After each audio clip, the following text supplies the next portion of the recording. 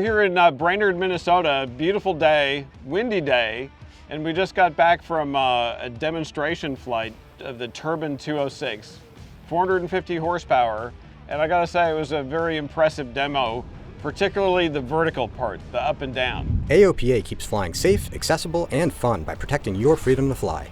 We are the most trusted one-stop resource for all things related to general aviation. Become an AOPA pilot today.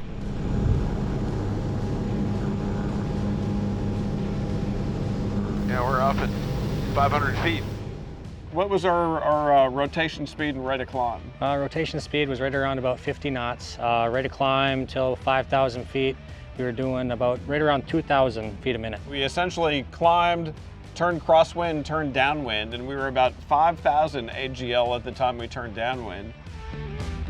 You see this airplane does not have wheel fairings, but even with the open wheels, at 6,500 feet, the cruise speed was about 170 knots, which is about the speed a Bonanza goes with the wheels retracted.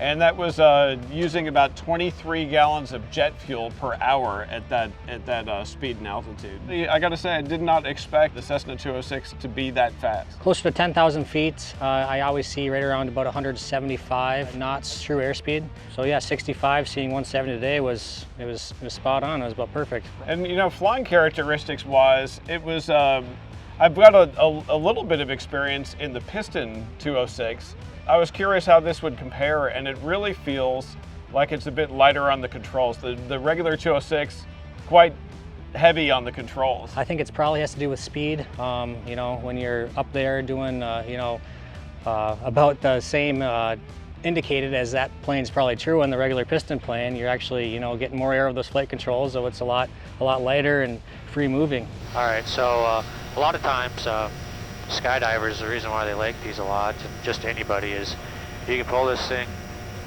back to the wall and descend at 3,000, 3,500 feet a minute. And the pitch attitude is we're at minus 17, minus 20. Oh, there's 4,200 feet a minute.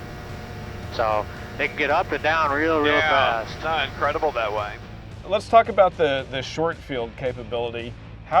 How short a runway would you be comfortable operating the Turbine 206? 2,000 feet would be no problem for this plane. Wow. And it's probably, 75, 80 degrees today, and it really depends upon, density, altitude and everything, sure. But it still performed great. I'm gonna come in right around about 70 and set her down nice and easy, and then pull her back into beta, and she'll stop on a dime. If we don't get a bunch of gusts. We're doing right on your speed. 70, 62, 58. Oh, touching down it. Yeah, but it really does decelerate. Yeah, so you got that's half beta, that's full beta. Roger.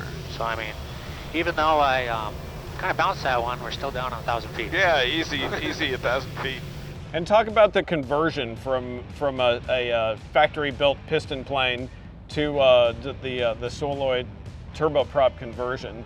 What does the conversion entail? It's more than just the motor or the engine and prop, right? Correct. Yeah, it's not just a bolt-on motor. There's a lot of engineering and development that went into making this STC. So if you're just going to do the motor and mounts and airframe upgrades in order to handle this, Rolls-Royce, it's about 1,500 man-hours. But, most of the time we're putting in long-range fuel. We're either doing like an LED light kits. We can do the whip air co-pilot door now. Usually when we do one of these conversions, it's going to be right around about that 2,000 man-hours.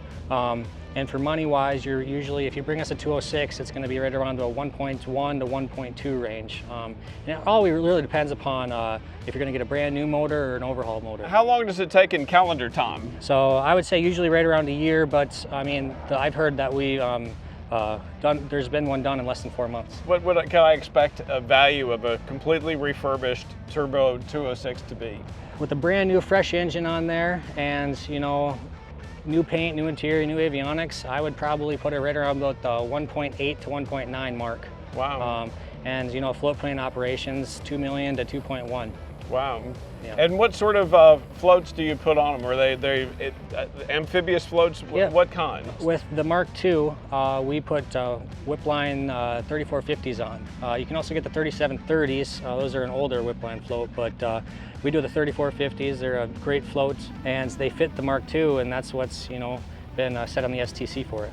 And there's some uncertainty about the future of leaded avgas. Is that leading to more turbine conversions, more turbine interest? The people are always like, yeah, well, I think Jet A, they're not going to ever get rid of that because look at all these jets flying around. Sure. So, they're always wondering and thinking about the future, and, a turbine engine's the way to go. All right, well, thanks very much. I really, really appreciate the demo. That was a real eye-opener. Yeah, thank you, Dave.